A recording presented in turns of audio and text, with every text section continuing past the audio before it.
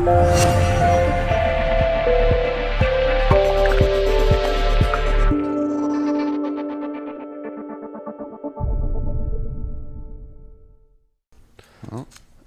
got, this is like 4 weeks in a row, Aries popped up first. Wow. I don't know what the heck, that is just mind-blowing. Mind-blowing. Whoa. Mind-blowing. Mind-blow, Aries.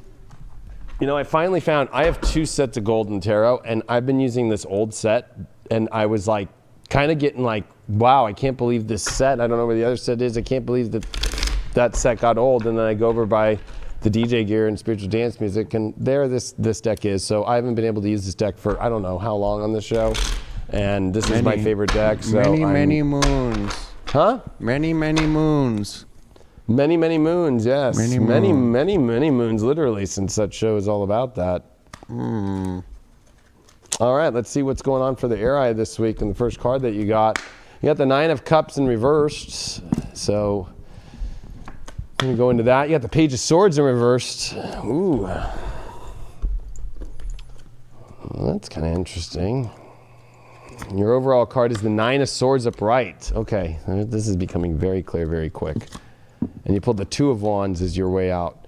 So 9 of Cups is overindulgence, you know, over-optimism, too much optimism. Everything's going too good. And then there's the Page of Swords reverse. That's a challenge, right? The communication's off. What you thought was going to be is not. What somebody says they're going to do, they don't. And the overall here is the 9 of Swords, which is, you know, the nightmare of the realization of all that stuff. Now, the 2 of Wands is here to help you realize, Aries, this week that, you know the world that you want. Don't be so optimistic this week about things that are said that they're going to be delivered that way on such an unpredictable week, especially for you in the 11th house with squares to the 2nd house. And it's just all going to manifest that way when there's this nightmare that can show up from that, like over expecting or over being like, this is going to happen. Oh, this is so great. This is so wonderful. There's definitely somebody pulling their energy out or not saying what they're going to do, and you may be being too optimistic, or somebody maybe is too optimistic and you're not feeling it and you have to tell them to back out. It's definitely one of those scenarios this week. It's definitely not going into the, you know, exactly the way that you want it to go. And just because, yeah, the 9 of Swords pops up, and that is a little bit of a nightmare card, and it is kind of a card of a realization, you know, the dog's there to help you through this, and a best friend or somebody, or even your animal. Why'd you pull this 9 of Cups in reverse? What is the overindulgence about? The 9 of Swords again. It's like masking what you already know is the truth of something that isn't working, and just being like, no, everything's fine. Everything's fine. No, everything's fine. No, they're not doing heroin anymore. No. Even though I saw them Pay no attention to the man behind the curtain. Exactly. It's like you already know the fear of the truth, but it's like, let me just like wash it away with a bottle of vodka energetically, maybe literally. You know, or that person's doing that. You've told them a million times no, and they're still saying yes, or you're the one being yes, and they're kind of like, I don't really know, or it just doesn't make sense, you know, and it's like, it's like also an inability to reach the full emotion that you're realizing that you really want, that you're emphasized on. The 9 of Swords popped up as your overall because you did pull the Queen of Cups in reverse. Yeah, so this is really wanting nurturing and wanting to come to some wholesome place, and it's not here. And I think it's because this is going to be a big week of lessons of realizing the overemphasis on things that just are not meant to be, the overemphasis on things that are not clear, that, you know, I hate to say it with that challenge card, there are lies, there are things of people backpedaling, people saying they're going to do this and then they don't. It is a Mercury retrograde over Venus in your 11th house square, Mars and Uranus, Mercury square Mars, you're the ruler of Mars, so definitely a Mercury retrograde square Mars is definitely not going to be a lot of things that people say they're going to do.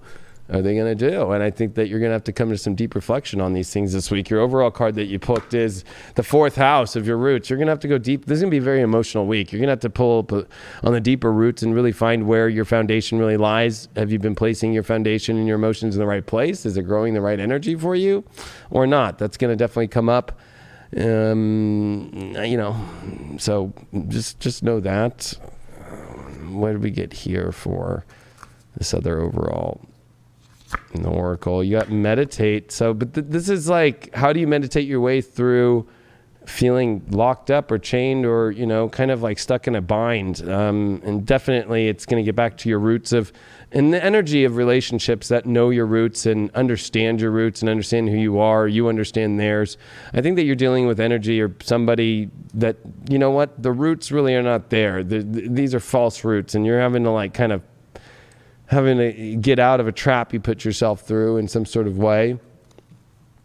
And the shadow that's popping up for you when it comes to all this stuff, sorry, Aries, this reading is kind of a hard one. Today for tomorrow. So what's happening today will happen to tomorrow. But I think that's the issue, is that it keeps looking at what will happen tomorrow, even though it's not today. And there's something about that. It's like, well, when we get here, when we do that, once this happens, once that happens, once that happens, once we get, that's the issue. And that's the shadow that you're dealing with. You're dealing with what you think will be tomorrow. But if you look at today, it's not happening. And if you continue to think that tomorrow will look like today, it will. If you think that today will look like tomorrow, it will. But if you think that tomorrow will look like tomorrow,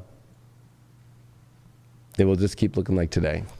Oh, your Astro dice are, I did for the overall, for the collective. We did 6th house Leo, South Node. So stop focusing on the exact reality of how your love life should look and how this is issues with lifestyle and love working. You need to focus on where is the real spirituality here that's going to connect you with your spiritual quest and the spiritual people and the spiritual identity of the real spiritual energy. And there's a lot to do with uncovering your patterns and trying to escape and focusing on maybe not trying to go through some sort of escape that would actually turn into a trap.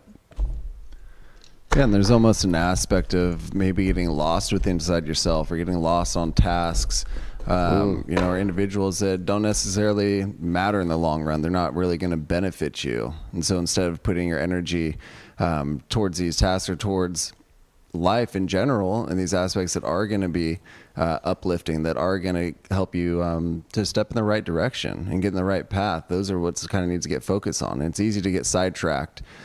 But you just have to acknowledge it. You just have to look at it and say, okay, where am I putting my time? Maybe it's on your phone too much. Maybe it's on the computer too much. I get those notifications and it's like, oh, your screen time was up 20%, blah, blah, blah, blah. And it's like, fucking A. Well, there's times right there. There's little moments where you can kind of change and kind of reset yourself and get back onto that right track, baby.